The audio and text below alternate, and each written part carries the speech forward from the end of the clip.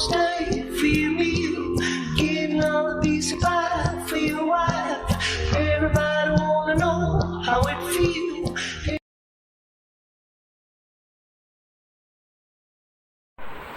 अस्सलाम वालेकुम। आज का हमारा टॉपिक है एफ़.आई.आर क्या होती है, एफ़.आई.आर के कितने कॉलम होते हैं, एफ़.आई.आर कौन करवा सकता है, एफ़.आई.आर की अहमियत क्या है।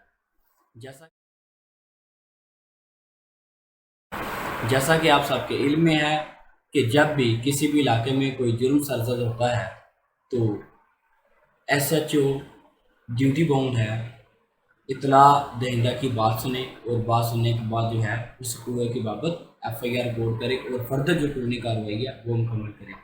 ज़ाब्ता फौजदारी के सेक्शन 154 के तहत उसमें वाज़े तौर पे लिखा हुआ है कि एसएचओ ड्यूटी बाउंड है जब भी उसे कोग्निजेबल ऑफेंस के मेड आउट होने के ऊपर कोई इतला दी जाएगी तो वो ड्यूटी बाउंड है उस चीज़ के ऊपर उस वकूए की बाबत वो एफ़.आई.आर दर्ज करेगा और फर्दर जो कानूनी कार्रवाई है वो करेगा।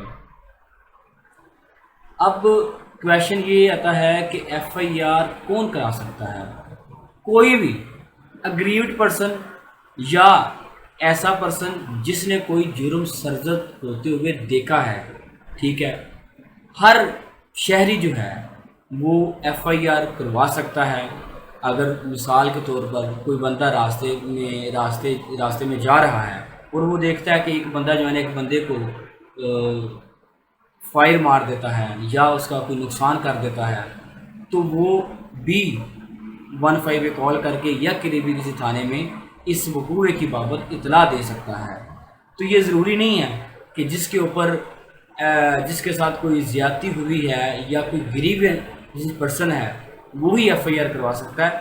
कोई बंदा जिसने जुर्म को सरजद हुए देखा है वो इस वकूए की बाबत थाना में इतला दे सकता है और इतला देने के बाद जिस तरह मैंने आपको बताया कि एसएचओ जो है वो ड्यूटी बाउंड है, वो एफ़.आई.आर ज़रूर करेगा। अब आ जाते हैं एफ़.आई.आर में वजह नाद होना। वजह नाद क्या होती है? वजह नाद ये होती है कि ये अगर जुर्म सरजद हुआ है या इस बंदे ने ये इतना बड़ा कदम उठाया तो ये क्यों उठाया उसने गलत कदम जो है ना क्यों उठाया, इसके पीछे क्या वजह है। एफ़.आई.आर में वजह नाद होना ज़रूरी नहीं है, लेकिन अगर आप वजह नाद लिख देते हैं कि जनाब इसने ये काम कर दिया, इसके पीछे ये वजह थी, इसने जो है ना मेरे पैसे देने थे, मैंने इससे पैसे मांगे तो ये गुस्से में आ गया, इसने ये कर दिया वो कर दिया। वजह नाद होना ज़रूरी नहीं है, लेकिन अगर वजह नाद आप लिख देते हैं तो वजह नाद को साबित करना भी ज़रूरी है। तो वजह नाद ज़रूरी कैसे नहीं है, मैं इसकी आपको एग्जांपल देता हूँ।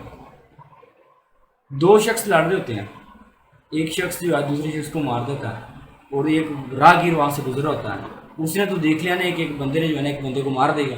अब वो इस वकूए की बाबत जो है ना करीबी थाने में जाएगा और वहाँ पे इतला देगा। अब उसे क्या पता कि एक बंदे ने दूसरे बंदे को क्यों मारा है, किस वजह से मारा है। तो इसलिए वजह नाद होना ज़रूरी नहीं है, लेकिन फिर मैं कह रहा हूँ अगर आप वजह नाद लिखेंगे तो फिर आपको वजह नाद जो है ना फिर साबित भी करनी पड़ेगी।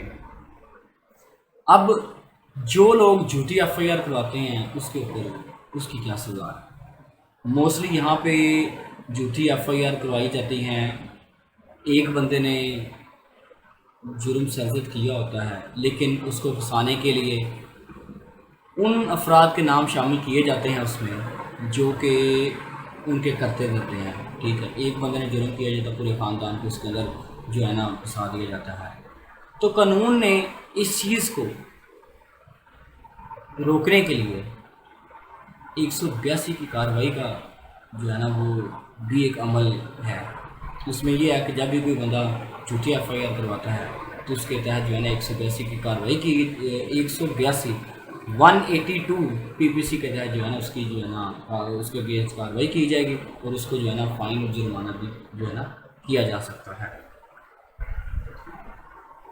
अब एफ़.आई.आर बेसिकली है फर्स्ट इंफॉर्मेशन रिपोर्ट, इब्तदाई इतला कि किसी भी जुर्म के सरजद होने की बाबत आपने इतला दी है, ठीक है। तो एफ़.आई.आर को कैसे कल अदम या उसको खारिज कैसे करवाया जा सकता है। कानून के मुताबिक बिलफर्ज एक بندے کے اوپر جو ہے وہ ایف آئی آر ہو جاتی ہے اور اس کے اوپر یہ ایلیگیشن ہوتا ہے کہ یہ جو ہے اس نے جو ہے نا ایک لڑکی جو ہے نا کڈنیپ کر لی ہے، لیکن وہ قانون کے اندر وہ اس کے اگینسٹ ایف آئی آر ہو جاتی ہے کہ اس نے جو ہے نا ایک لڑکی اغوا کی ہے، تو اب وہی جو کپل ہے وہ کورٹ میں آ کے کہہ دیتا ہے کہ جناب ہم نے تو شادی کر لی ہے، میں نے تو کوئی کڈنیپ نہیں کیا، اور لڑکی جو ہے نا اس کے فیور میں بیان دے دیتی ہے، تو ایف آئی آر جو کی ہوئی سے اغوا کی وہ کل عدم ہو گئی، ٹھیک ہے۔ جب کوئی معاملہ دیوانی قسم کا ہو پھر بھی ایف آئی آر جو ہوتی ہے وہ کل عدم ہو جاتی ہے۔ جب شہادت کافی نہ ہو، ٹھیک ہے، بعض اوقات ایسے ہی جو ہے نا ایف آئی آر کر دی جاتی ہے جس کا کوئی نہ سر پاؤں وغیرہ ہوتا ہے، تو یہ وہ وجوہات ہیں جن کی وجہ سے ایف آئی آر جو ہے وہ کل عدم قرار دی جاتی ہے، ٹھیک ہے۔ یعنی کہ quashing of F I R کا کنسیپٹ یہی کنسیپٹ ہے، quashing of F I R. اچھا، فون کال پر ایف آئی آر کا اندراج، جی فون کال پر ایف آئی آر کا اندراج کیا جا سکتا ہے۔ شرط یہ ہے کہ جو بندہ یہ پیغام یا اطلاع دے رہا ہے اس کے اندر کوئی ابہام یا شک و شبہات وغیرہ نہ ہو، تو یہ وہ چیز ہے کہ آپ ٹیلی فون پہ اوپر جو ہے نا بھی ایف آئی آر کروا سکتے ہیں، شک و شبہات یا کوئی ابہام وغیرہ جو ہے نا نہیں ہونا چاہیے۔ اب ایف آئی آر کی قانونی اہمیت جو ہے، ایف آئی آر کی بہت زیادہ قانونی اہمیت ہے۔ ایف آئی آر کے اوپر جو ہے وہ قانون جو ہے وہ حرکت میں آتا ہے، باقی فردر جو ہے پروسیڈنگز ہوتی ہیں، ایویڈنس کلیکٹ کیے جاتے ہیں، انویسٹیگیشن مکمل کی جاتی ہے، ملزمان کو گرفتار کیا جاتا ہے، ریمانڈ لیا جاتا ہے، ملزم کو چلان کیا جاتا ہے، اس کا ٹرائل سٹارٹ ہوتا ہے، تو یہ ایک ایف آئی آر ہی ہے نا، ایف آئی آر کے اوپر ہی سارا وہ پوری آگے بنیاد جو ہے نا کھڑی کی گئی ہے۔ تو ایف آئی آر کی جو ایک اہمیت ہے وہ بہت زیادہ اہمیت ہے، ٹھیک ہے۔ ٹرائل میں بیل سٹیج کے اوپر ایف آئی آر کے کنٹینٹس کے اوپر جو ہے نا بہت زیادہ فوکس کیا جاتا ہے، اسی کے اوپر جو ہے نا بیلیں جو ہے نا آپ کی خارج بھی کی جاتی ہیں، بیلیں آپ کی جو ہے نا ایڈمٹ بھی کی جاتی ہیں، انہی کے اوپر جو ہے نا آپ کا ٹرائل کی جو فیٹ ہے وہ بھی جو ہے نا بیس کرتی ہے۔ کچھ ضروری چیزیں ہیں جو کہ ایف آئی آر کرواتے وقت آپ کو مد نظر رکھنی چاہیے، ٹھیک ہے، مطلب وہ چیزیں آپ نے مس نہیں کرنی ہے۔ سب سے پہلے تو یہ ہے کہ جب بھی کوئی وقوع سرزد ہوتا ہے تو آپ نے وداؤٹ ڈیلے، بغیر بلا تاخیر کے آپ نے کیا کرنا ہے، ایف آئی آر جو ہے اس کے لیے آپ نے اطلاع دینی ہے تھانے کے اندر، ٹھیک ہے۔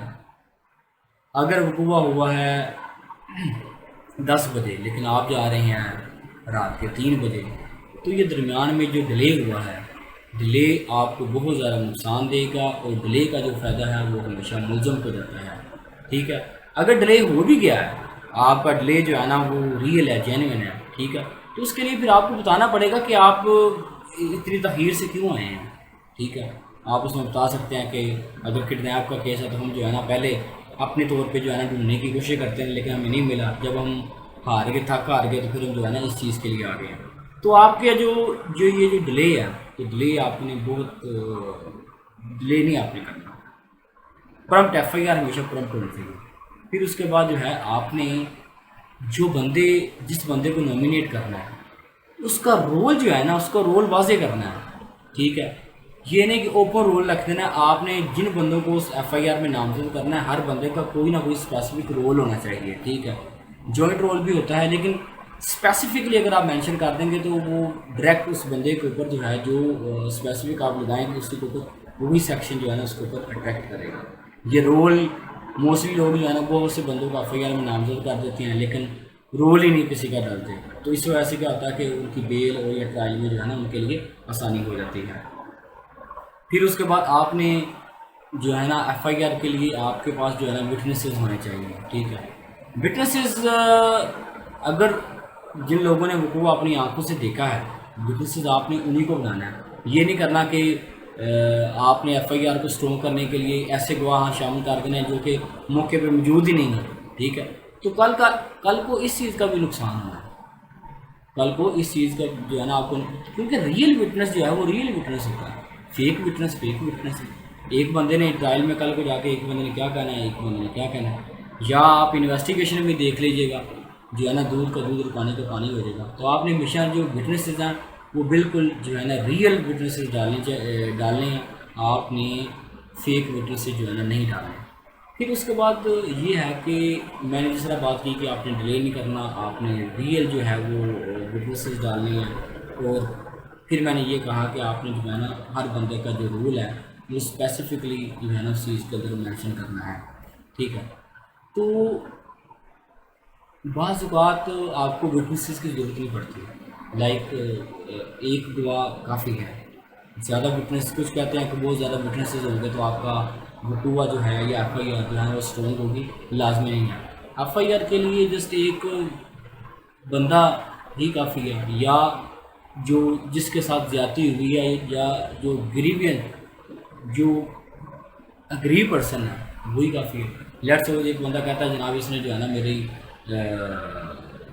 ٹانگ پہ جو ہے نا فائر مارا ہے، تو اس کا میڈیکل کر دیا جائے گا اور ڈاکٹر جو ہے نا میڈیکل بنا کے دے دے گا، کہہ دے گا کہ جناب اس کو یہ ہو گیا. تو وہ جو میڈیکل سرٹیفکیٹ ہے یہ کیا ہے، یہ بہت امپورٹنٹ جو ہے وہ شہادت ہے، اسے کہتے ہیں واقعاتی شہادت. ٹھیک ہے.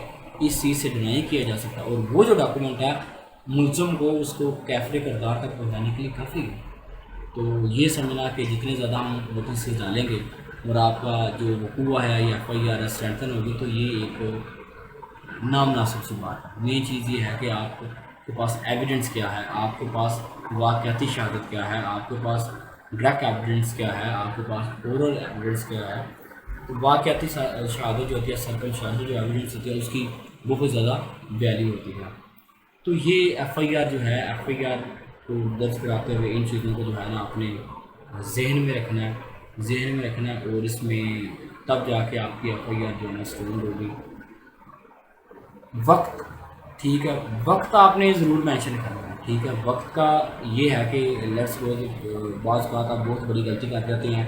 وقوع دن کا ہوتا ہے، ٹھیک ہے، تو دن کا ہوتا ہے 12 بجے، دن 12 بجے سے پہلے کا ہوتا ہے، آپ لکھ دیتے ہو اس کو اے ایم کو پی ایم کر دیتے اور پی ایم کو اے ایم کر دیتے. تو اس سے جو ہے نا بہت زیادہ ایک ڈاؤٹ کریٹ ہو جاتا ہے، ڈاؤٹ کریٹ ہونے کی وجہ سے جو ہے نا بینیفٹ اور ڈاؤٹ جو ہے وہ ملزم کو چلا جاتا ہے اور ملزم کے لیے فائدہ. تو آپ نے وقت وقوع جو ہے وہ بڑا دھیان سے سوچ کے سمجھ کے جو ہے نا اپنے جو ریئل ہے وہ لکھنا چاہیے. ٹھیک ہے. پھر کہاں پہ ہوا، کن لوگوں نے وہاں پہ دیکھا، جن لوگوں نے وہاں پہ دیکھا وہاں پہ وہ کر کیا رہے تھے، یہ بہت بڑی امپورٹنٹ چیز ہے. تو ان چیزوں کو بھی آپ نے مد نظر رکھنا ہے. تو یہ ساری چیزیں جب آپ دیکھیں گے تو آپ کا ایف آئی آر کے کنٹینٹس ہیں وہ بڑی اسٹرانگ ہو جائیں گے. تو جب اسٹرانگ ہو گے تو آپ کو ڈیفینیٹلی اس چیز کا بہت زیادہ فائدہ ہے. جیسا کہ آپ کو پتہ ہے کہ جو ابتدائی اطلاعی رپورٹ ہے یا ایف آئی آر ہے، ایف آئی آر کے لیے جو آپ درخواست لکھتے ہیں وہ آپ نے جو درخواست دہندہ ہے، جو ایف آئی آر کروانا چاہ رہا ہے، جو اگریڈ پرسن ہے، آپ نے سیم اس کے جو الفاظ ہیں، جو اس کے لفظ ہیں، ان میں آپ نے لکھنی ہے. آپ نے یہ نہیں کرنا کہ آپ نے اپنے جو ہے اس میں کوئی ورڈز یوز کرنے، نہیں، بالکل نہیں. اگر کوئی پولیس آفیسر اس طرح کرتا ہے تو وہ جو ہے وہ یہ ایک جو ہے نا غیر قانونی بات ہے اور اس کے خلاف جو ہے محکمانہ کارروائی بھی کی جا سکتی ہے. ہونا تو یہ چاہیے کہ جس طرح بندہ سامنے بیٹھا ہو اور وہ اپنے بات بول رہا ہو اور محرر جو ہے اس کو تحریر کر رہا ہو. ٹھیک ہے. ایسا نہیں ہونا چاہیے کہ وہ اپنی جو ہے نا اس میں فنکاریاں لگانا سٹارٹ کر دے. اب یہ ہے کہ اگر اطلاع دہندہ جو ہے وہ فوت ہو جاتا ہے، اگر اطلاع دہندہ فوت ہو جاتا ہے تو اس کی جو یہ بیان ہے یا اس کی جو درخواست ہے اس کو جو ہے وہ قانون شہادت کے جو آرٹیکل 46 سب آرٹیکل 1 کے تحت جو ہے وہ ڈائنگ ڈیکلیریشن کے طور پہ اس کو لیا جائے گا. اس کی آپ یہ مت سمجھے کہ وہ ایک اگر بندہ فوت ہو گیا تو اس کی جو اسٹیٹمنٹ ہے یا اس نے کوئی چیز ہے جس کے اوپر قانونی کارروائی کی جا سکتی اس کی ویلیو ختم ہوگی، نہیں، اس کی ویلیو رہے گی. ایف آئی آر کون کرا سکتا ہے؟ میں نے آپ کو بتا دیا کہ ایف آئی آر جو ہے کوئی بھی شخص ایف آئی آر کروا سکتا ہے. لازمی نہیں ہے کہ اگریڈ پرسن ہی کروائے، جس نے کوئی وقوع دیکھا ہو وہ بھی ایف آئی آر کرا سکتا ہے. یہ پاکستان کے ہر شہری پر فرض ہے کہ جب بھی وہ کوئی جرم کو سرزد ہوتے ہوئے دیکھتا ہے تو اس کو جو ہے قریبی تھانہ میں یا 15 پہ جو ہے نا کال کر کے اس وقوع کی بابت جو ہے تھانہ میں اطلاع دینی ہوتی ہے۔ اچھا، پھر یہ ہوتا ہے کہ جب مستغیث جو ہوتا ہے جس نے درخواست دی ہوتی ہے، ٹھیک ہے، درخواست کے بعد جو ہے نا آپ کو اگر وہ پڑھا لکھا نہیں ہے تو آپ نے کیا کرنا ہے، آپ نے اس کی بات لکھنے کے بعد آپ نے اس کے سامنے پڑھ کے سنانا ہے، ٹھیک ہے، پڑھ کے سنانے کے بعد جو ہے اس کے سائن وغیرہ کرا لیں اور جو ہے وہ تھم امپریشن جو ہے وہ بھی لگا لیں، ٹھیک ہے۔ اب یہ ہوتا ہے کہ محرر جو ہے محرر بھی جو ہے نا ایٹ دا اینڈ جو ہے وہ اس چیز کے اوپر جو مستغیث کی جو درخواست ہے اس کے اوپر جو ہے وہ اپنے سائن وغیرہ کرے گا۔ اب زیرو ایف آئی آر سے کیا مراد ہے؟ زیرو ایف آئی آر سے مراد یہ ہے کہ بعض اوقات کسی ایسی جگہ پہ کوئی وقوع سرزد ہو جاتا ہے، کوئی قتل ہو جاتا ہے یا کوئی ڈکیتی ہو جاتی ہے، تو آپ کو جیسا کہ علم ہے کہ پولیس جو ہے اس چیز کو جلدی ماننے کے لیے تیار نہیں ہوتی کیونکہ ان کی کارکردگی جو ہے وہ خراب ہو رہی ہوتی ہے، تو وہ کہتے ہیں کہ یہ ہماری حدود میں نہیں ہے، ٹھیک ہے۔ تو موقع پر جب پولیس وہاں پہ کوئی بھی پولیس متعلقہ تھانے کی یا دوسرے ایریا کی پولیس جو ہے وہ پہنچ جاتی ہے تو ضروری کارروائی کرنے کے لیے ایک فرضی ایف آئی آر کی جاتی ہے جس کو جو ہے وہ زیرو ایف آئی آر کا نام دیا جاتا ہے، ٹھیک ہے۔ اب پھر اس کے بعد کیا ہوتا ہے، حلقہ پٹواری آتا ہے، حلقہ پٹواری آنے کے بعد وہ بتاتا ہے کہ جناب یہ جو علاقہ ہے یہ فلاں تھانے کی حدود میں آتا ہے۔ جب یہ اس چیز کی کلیئرٹی آ جاتی ہے تو متعلقہ تھانے میں اسی ایف آئی آر کو جو ہے نا ایک باقاعدہ نام دیا جاتا ہے اور اس طرح یہ زیرو ایف آئی آر کا کنسیپٹ ہے۔ تو یہ چیز ہے آج کے لیے، یہی کافی ہے۔